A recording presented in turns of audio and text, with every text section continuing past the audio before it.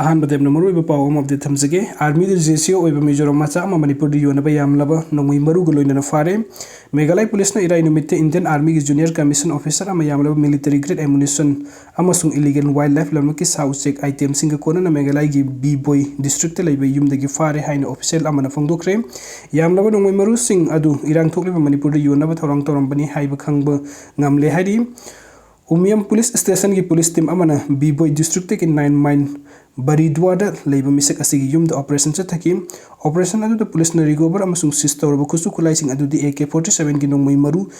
लिसिंग मुयंखनी थोय LMG 7.62 की मरु तरेट इंसांस 5.56 की मरु ट्रामरी point कुंट्रा निथोय पिस्तौल मरु कुंट्रा अहांग केस अहम तियार स्मोक ग्रेनेड अमा हैंड ग्रेनेड अमा इंसांस एम्प्टी मैगजीन अमा AK-47 एम्प्टी मैगजीन अहमनी फारब जेसीओ की यूमदगी नोंगमई मरु नतना सजी मची तरे छौंगी मया यावब जवाब सो सजी की स्कल मकोक अमा अमसुंग तोंगान गवर्नमेंट डिपार्टमेंट की आइटम कुंट्रामरीनी हाइरी फारब मिसक असी मिजोरम दगिनी अमसुंग हौजिक पुलिस कस्टडी थमली महाके मथक्ता खामपानबा police station arm act wild life protection act के तोंगान सेक्शन की मखादा केस रजिस्टर तौरे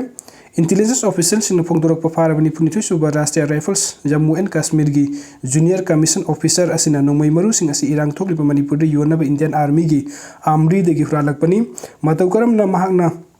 यामलब नोंगमई मरुसिंग असी मी कयाबु अपंग बसीरगा जम्मू एंड कश्मीर दगी अवांग नोंपोक तमना पुरखिबनो हाइबगी मतंग दो वहंग पोहंबगी थबुक चथरी जेसीओ सी मणिपुर की लालहौ लुक्का मरी लेनबरा हाइबगी मतंग दो वहंग पोहंग चथरी हाइदी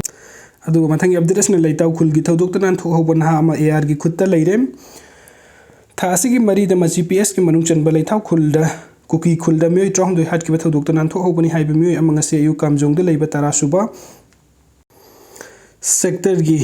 8 AR न रेस्क्यू तौरे हाइरी पावसिन हाइबदन हासी की ममिंग येंखोम अर्नोन चही तरागा मापन अपोकपा वाई बिनोद चन कवि Kakching मयाई लेकाई whole purring दगिनी हाइरी माकपो Assam rifles न रेस्क्यू तौरे हाइबगी मतंग द लंगसाई थौना कक्सिंग की कन्वेनर राजीव खेंट्री न ngasi थोरखिबा सेरोल अमदा महाक लंगसाई थौना की मेंबर ने अमसुंग थासी की मरी दगी मफम खंगलक्त्रिबनी हाइरदुना महाकपु अथुबा मतम द AR न थदुरक पिरुक्तुना इमुंग मनुंगी मेयसिंग द सिन्नबियो हाइदो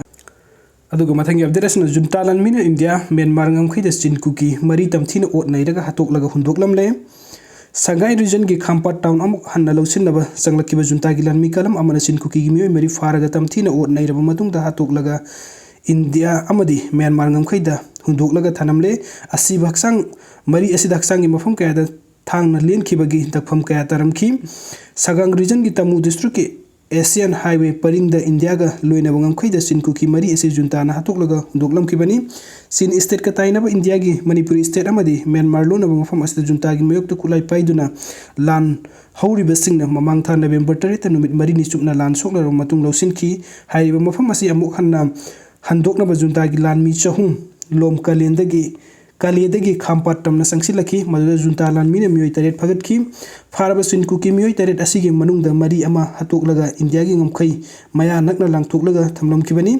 जुंताना फाखिबा मियोय तरेट अदुगी मनुंगदा तरुक अमदी मकोक अमदी थबाकी सरुकता थांगना थिनबा यावना तमथीना फुदुना ओट नैखी चिन नेशनल ऑर्गेनाइजेशन की वांगलोई सला लिंटीना फोंदोकपदा जुंताना मियोय तरुक तमथीना फुबा अदुदा मियोय अनि अमदी खुदकता वानथकी मदुदगी लेमहौबा मियोय मरी अदुदा ओनसिनदुना थांगना लेनबा यावना तमथीना ओट नैदुना लेरिङैदा वानथरुबा मियोय अनि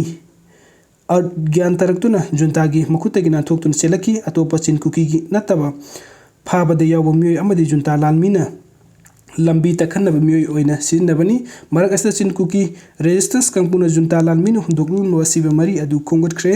हक्सांग अदु ngksam मकोक अमदी थबाकी सरुकता थांगना थिनबगी दखफम कया लेरमखी चिन नेशनल ऑर्गेनाइजेशन की वांगांगलोई असिना मखा तारदुन असिबा हक्सांगसिंग लैरोन चंदुन अरोइबा मथौ मंगम पंगथोखरे सिकिबा मियोय मरी असिगी मनुंगदा मियोय अनि चिन लैंड डिफेंस फोर्स तोंगजांग मियोयनी अतोपा अमना रावान चिन ग्रुप की मियोयनी मरीसुबा मियोय अदुना पीपल्स डिफेंस फोर्स की मियोयनी महक्ति इंडिया की ngमखै मनुंगदा म्यांमार दा संगलगा PDF ओइना लान सोकनबदि यावबनी जुंता की लानमीना चथरंबा थवंग असि टेररिस्ट की थवंगनी मखुत चलबा मियोय तमथीना ओट नैरगा हाटपा हाइबसि टेररिस्ट की थवंगनी अदुबु चिन डिफेंस फोर्स न जुंता लानमी फाबा मतमददि मखोइगी मतौ तमदे प्रिजनर ऑफ वार गा न कंगलोन ngakna लोइनै हाइना सला लिनपीना फोंदोरकली resistance group singi maikai degi makoina farba amadi changjarakpa junta lanmi sing malemgi chana kanglon gi makhada ningthina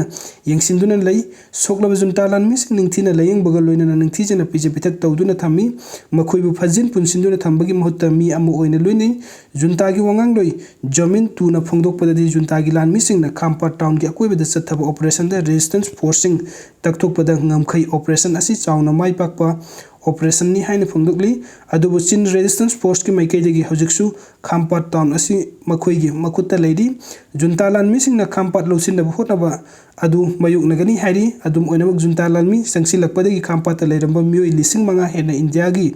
ngamkhai lansin duna chinsin khre hairi